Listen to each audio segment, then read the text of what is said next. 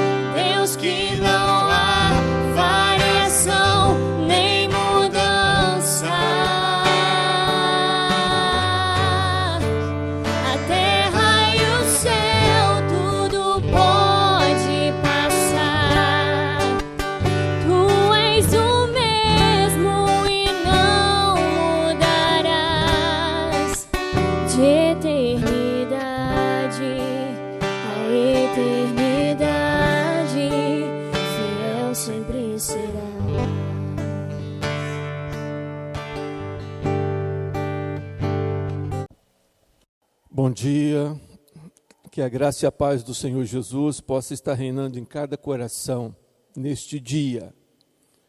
Eu convido você a abrir a sua Bíblia em Eclesiastes capítulo 12 e vamos ler do verso 8 ao verso 14. Eclesiastes 12, de 8 a 14. Nos diz assim a palavra: vaidade de vaidade, diz o pregador, tudo é vaidade. O pregador, além de sábio, ainda ensinou ao povo conhecimento, e atentando e esquadrinhando, compôs muitos provérbios. Procurou o pregador achar palavras agradáveis, e escrever com retidão palavras de verdade.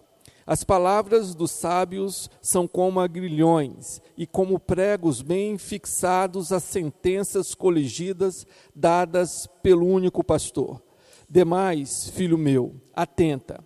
Não há limite para fazer livros, e o muito estudar é enfado da carne. De tudo que se tem ouvido, a suma é: teme a Deus e guarda os seus mandamentos, porque isto é o dever de todo homem. Porque Deus há de trazer a juízo todas as obras, até as que estão escondidas, quer sejam boas, quer sejam más.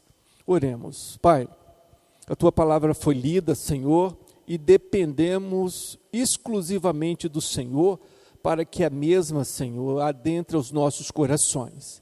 Isso não podemos fazer, podemos falar, mas é o Teu Espírito, Senhor, quem age, quem transmite, quem incomoda, quem faz a obra em cada coração. Por isso, Senhor, haja nesse momento, em cada vida que nos ouve, em cada coração, cada lar, Senhor, possa ser impactado pela Tua palavra. É o que nós te pedimos em nome de Jesus. A vida, na realidade, é uma constante busca de sentido. Nós, seres humanos, vivemos buscando dar sentido às coisas. As nossas atividades do dia a dia, trabalho, estudo, lazer, tudo isso se reveste numa busca constante de dar sentido à própria existência. É algo muito interessante isso, às vezes fazemos isso automaticamente, não nos apercebemos que estamos conduzindo a nossa vida por uma direção estabelecida muitas vezes por nós mesmos, construídas por nós mesmos, para dar significado à nossa existência. Mas não somos só nós, hoje, que tentamos dar sentido e buscar sentido à vida. Muitos já fizeram isso, o ser humano busca. Esse trecho que nós lemos em Eclesiastes, fala de um pregador, o sábio Salomão, que investiga, que busca, que pesquisa, que experimenta, trazer significado à vida. Salomão, o rei mais sábio que já existiu no reino de Israel, tinha esse propósito, o propósito de investigar, de buscar, de pesquisar, de meditar sobre as coisas da vida, e escreve este livro, Eclesiastes. Mas algo interessante surge, é que ele começa a perceber, e nós também junto com ele, quando lemos esses 12 pequenos capítulos de Eclesiastes, sobre a inutilidade, sobre o vazio que o sentido ou a busca causa. E ele diz, olha, é inútil, é vaidade de vaidade. A ausência de sentido é como uma bolha de sabão, ele usa a expressão, uma névoa de nada. São algumas expressões que Salomão usa. Enfim, há um desencanto em relação à vida. Eclesiastes termina não trazendo um grande finale, ou seja, no final do livro, o pregador não diz, olha, o sentido da vida é, esse. Não. Ele tão somente traz que o sentido da vida é uma constante busca de sentido. O sentido da vida deve ser uma atitude de gratidão, deve ser o desejo e a busca de viver do lado da pessoa que amamos, ou seja, a constituição da família, o sentido que devemos buscar, não o sentido final, mas a nossa própria caminhada, deve se voltar para o trabalho. Sim, o trabalho traz realização. O trabalho nos preenche, nos enche de sentido, e assim o pregador começa a trazer. Olha, o que interessa de verdade é você ter o coração agradecido, o que interessa é você ter a vontade de continuar vivendo, o que interessa é você se voltar para a pessoa que você ama e viver junto com essa pessoa. O que interessa é você trabalhar e buscar no trabalho realização. O que interessa é você temer a Deus acima de todas as coisas. Então o pregador começa a dizer que é importante refletir. A reflexão é saudável, porque não basta apenas ter conhecimento. Eu conheço pessoas que sabem muito, mas vivem mal. Têm muito conhecimento, mas não sabem aplicá-lo no dia a dia. Sabem, mas não vivem bem, são pessoas frustradas, pessoas que não conseguem se realizar. É por isso, o importante é nós refletirmos sobre o sentido que estamos dando à nossa vida, a maneira que estamos conduzindo a vida. Alguns começam a se exacerbar, ou seja, exageram em uns pontos e relegam outros, sabe? Começam a se dedicar demais ao trabalho e esquecem do amor de sua vida, da sua família. Às vezes se doam demais a um lado em detrimento ao outro. Então a vida precisa ser uma vida com equilíbrio, com moderação, sabe? Precisamos colocar limites nas nossas ações também. Nós somos livres, Deus nos fez pessoas livres, mas devemos usar a nossa liberdade com limites, para que nós não venhamos avançar demais num aspecto e esquecermos outros aspectos da vida. Então, é necessário equilíbrio nas nossas condutas.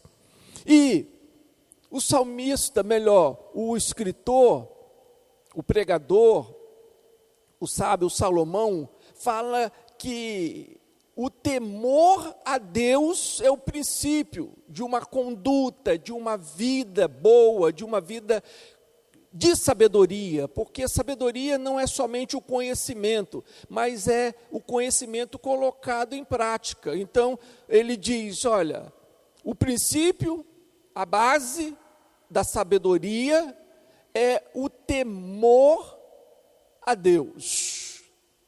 Temer é diferente de ter medo, porque medo nos congela, o medo nos engessa, nos paralisa. Já o temor não, o temor nos dá sabedoria, inspiração para avançarmos. Nós não devemos ter medo de Deus e sim temer a Ele.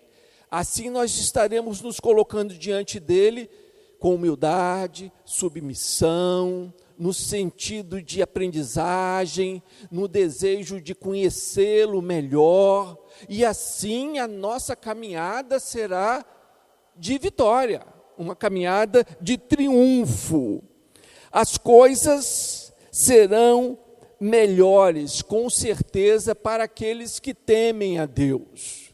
Os que buscam o conhecimento de Deus e temem a Deus vivem melhor.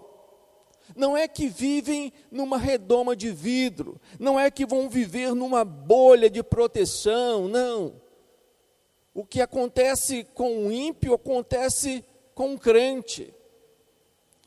O vírus que ataca o ateu, ataca o crente. Então não é simplesmente pensarmos que o temor a Deus, a nossa busca de Deus vai nos isentar, sabe, das dificuldades, não, mas vai nos dar o suporte, a resistência, as condições para vivermos melhor. Nos momentos em que as pessoas vivem se desesperando, vivem sem sentido, batendo a cabeça daqui para lá, sem saber do amanhã, com temor, com medo, melhor dizendo, nos corações. O crente não, o crente pode simplesmente descansar, confiar em Deus, porque o temor a Ele nos dá a base para vivermos uma vida sábia. Também a necessidade de uma submissão a Deus. Sabe, o trecho que nós lemos aqui nos diz: teme a Deus e guarda os seus mandamentos, porque isso é o dever do homem, porque Deus há de trazer a juízo todas as obras, até as que estão escondidas, quer sejam boas, quer sejam más. Então, guardar os mandamentos, temer a Deus e guardar os mandamentos de Deus. E nós já sabemos, né? Guardar os mandamentos não significa simplesmente decorar versículos, não significa simplesmente ler a Bíblia. Guardar os mandamentos é aplicá-lo à nossa vida. O Salmo diz: lâmpada para os meus pés é a tua palavra e luz para o meu caminho. Ou seja, a palavra de Deus ilumina o nosso caminhar, ajuda na nossa caminhada nessa terra. E esse conhecimento de Deus deve nos levar a entender que estaremos e deveremos prestar contas a Ele do que fazemos. Existem pessoas que querem receber ou se relacionar com um Deus de amor, mas não querem ver um Deus de justiça. Ou às vezes eles não querem ver o amor e querem ver a justiça, principalmente quando a justiça é aplicada ao próximo. Então é comum vermos condutas da vida assim. Epa, Deus é amor, Deus é bom, Deus perdoa, sabe? Deus perdoa todos os nossos pecados, mas principalmente os meus. Então eu busco um Deus de amor para minha vida. Mas, às vezes, eu invoco um Deus de justiça para a vida do meu próximo. Então, para o meu próximo, vale ferro e fogo. Para o meu próximo, vale a mão de Deus pesada, a vingança, não é? Então, querem fazer a separação, não é possível isso. O Deus amoroso é o Deus justo. O Deus justo é o mesmo Deus amoroso. E todos nós haveremos de prestar contas a Deus. E o sábio diz aqui que Ele trará todas as nossas obras a claro, irá revelar tudo o que nós fazemos. Então, o sentido que devemos traçar para a nossa vida deve ser, sabe, um sentido que reconheça Deus. Se você entende que você foi feito por Deus, se você entende que você foi feito para Deus, você poderá, com certeza, compreender o sentido da vida, porque enquanto a pessoa não perceber que foi feito por Deus e para Deus, ela não vai poder aplicar isso em sua vida, e a sua vida será uma vida de desconcerto, uma vida sem sentido, uma vida vazia, uma vida que não vai ser plena, verdadeira. Muitas pessoas vivem buscando sentidos vãos, sentidos que levarão ao vazio. Pessoas que são dirigidas pelo medo, pessoas que são dirigidas pelo ódio, ou seja, vivem uma vida conduzida pelo sentido do medo, vivem uma vida conduzida pelo sentido do ódio, vivem uma vida conduzida às vezes pelo sentimento de culpa, vivem uma vida conduzida pelo sentimento do dinheiro, de ter, de possuir, vivem uma vida voltada para si mesmo, dentro do egoísmo. Quando nós entendemos que fomos feitos por Deus, somos criaturas de Deus, quando nós compreendemos que somos feitos para Ele, como o apóstolo nos diz, porque nele nós vivemos, nos movemos e existimos. A nossa vida deve ser uma vida com Deus e em Deus. E aí a vida se reveste de sentido. E a vida se reveste de alegria, de prazer. Eu vou buscar no trabalho a realização, eu vou buscar a completude do meu ser junto de uma família, construir um lar ao lado da pessoa que eu amo, para realizar o lado meu emocional, e vou estar fazendo isso tudo temendo a Deus, na presença de Deus, guardando os mandamentos de Deus, sabe? Não numa bolha, não no isolamento espiritual. Não, a nossa vida é uma vida de exposição, de enfrentamento, mas sim, uma vida que vai se revestir de sentido.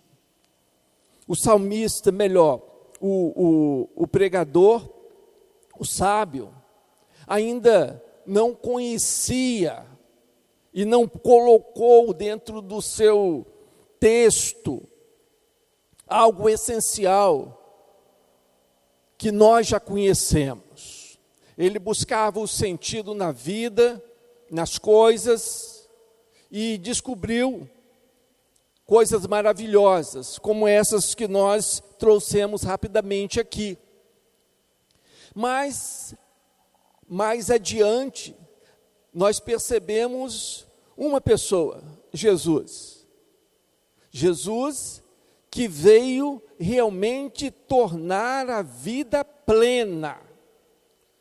Não desfazendo o que Salomão disse, o pregador disse, não, mas acrescentando algo, acrescentando a própria pessoa dele em nós. E aí nós podemos ser melhores do que Salomão, no sentido que damos à nossa vida, porque a nossa vida não é só uma vida de busca, de conhecimento, de temor a Deus, mas é uma vida revestida de Deus, na pessoa do Espírito. A nossa vida é uma vida de habitação do Espírito Santo. A nossa vida é uma vida plena, uma vida com significado pleno, fornecido por Jesus. Jesus diz o quê? Eu vim para que tenham vida e vida em abundância. Vida em abundância é vida plena, vida com significado, uma vida em que nós não precisamos ficar vazios, sabe? Perdidos. Não, em momento nenhum o crente deve viver assim. Em momento nenhum o crente pode viver dirigido pelo medo, pelo ódio, pelos sentimentos que vão e que vêm, mas nós devemos buscar uma vida plena na pessoa de Jesus. E como a gente faz isso, nós sabemos. É quando nós entronizamos Jesus dentro de nós. É quando Jesus começa a viver em nós e nós morremos para nós mesmos. É quando nós entregamos a condução da nossa embarcação, a direção da nossa vida nas mãos dele. E aí ele reveste o nosso ser de prazer, de alegria, de vitórias e realizações.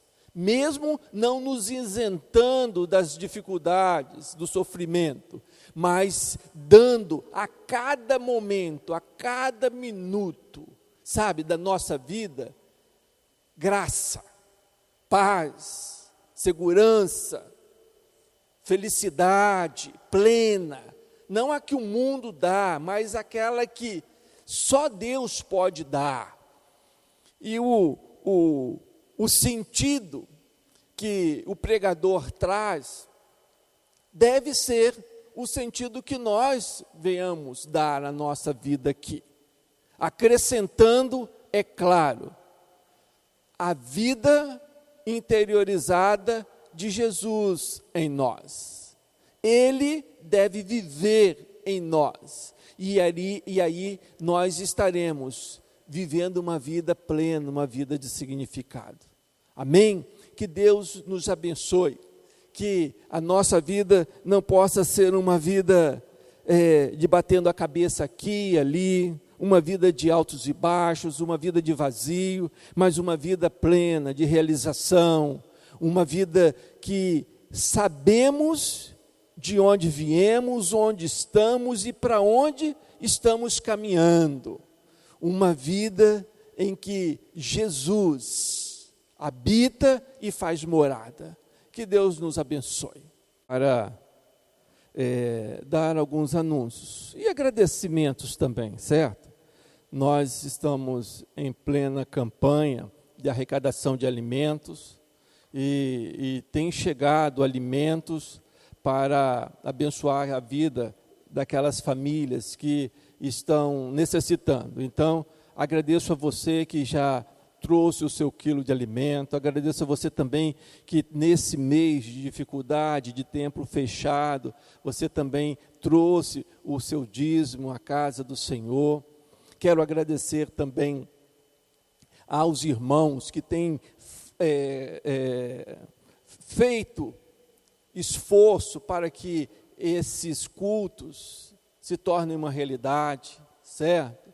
O irmão Lucas França, o irmão Daniel Henrique, a equipe de louvor, Israel, enfim, esses que estão aqui adorando ao Senhor, ministrando a palavra do Senhor, que têm ajudado a fazer com que essa palavra, esse louvor, esse culto chegue até a sua casa. Agradeço do fundo do meu coração.